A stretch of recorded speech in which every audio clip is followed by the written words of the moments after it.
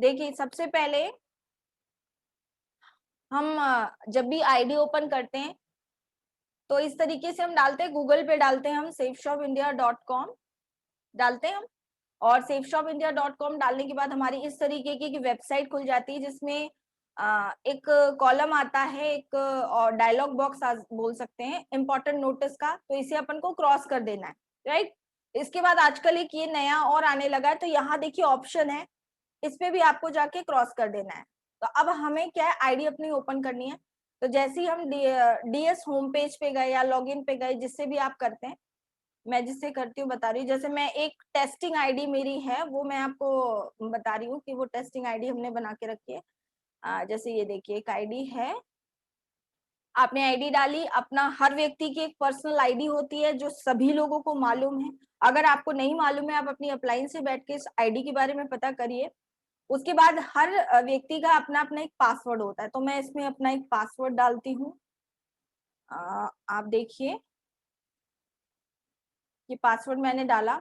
उसके बाद sign in का ऑप्शन हमारे पास आता है, ये हमें ओपन करना है। साइन इन किया हमने, और साइन इन करने के बाद इस तरीके से आपकी लॉगिन आईडी खुल गई, और आप देखिए कि यहाँ एक फर्स्ट कॉलम आया new direct seller sign up. Second जो ऑप्शन आ रहा है वो आ रहा है क्या, ऑर्डर योर प्रोडक्ट। उसके ऊपर जस्ट हमारा एक ऑप्शन और आ रहा है, एक नया ऑप्शन जो आ रहा है हर आईडी पे आ रहा है, वो ये है click here to complete your KYC. तो हमें इस पर जाके क्लिक करना है। जैसे ही हम इस पर जाके क्लिक करेंगे तो हमारा जो ये ऑप्शन है वो खुलकर आएगा। देखिए दिख रहा है सभी लोगों को, है ना, ये ऑप्शन हमारा खुल के आ रहा है। जैसे ही ये ऑप्शन हमारा खुल के आएगा तो ये देखिए आधार कार्ड का ऑप्शन आ रहा है।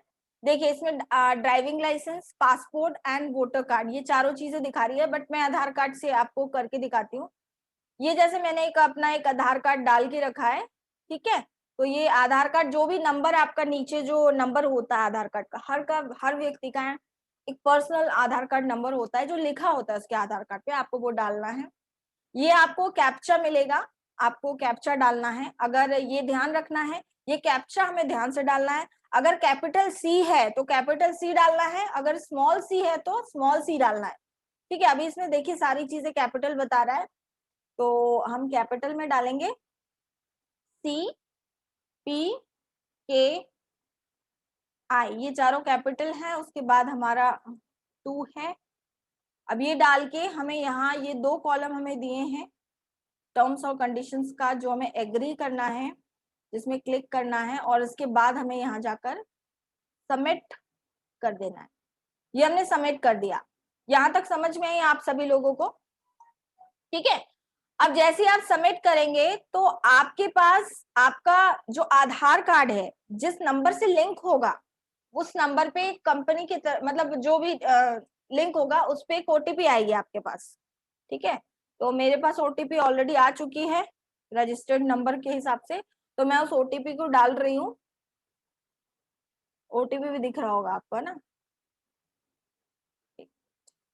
065, ठीक है। ये क्या डाल दिया मैंने, अपनी ओटीपी डाल दी जो मेरे मोबाइल में आई है, राइट। मेरे मोबाइल में मैसेज में आएगी, व्हाट्सएप में नहीं आएगी, मैसेज में आएगा, क्योंकि मेरा मोबाइल नंबर आधार कार्ड से लिंक है। उसके बाद हमें अपना हमें क्या है कि कोई भी अपना जो है वो सेट करना है।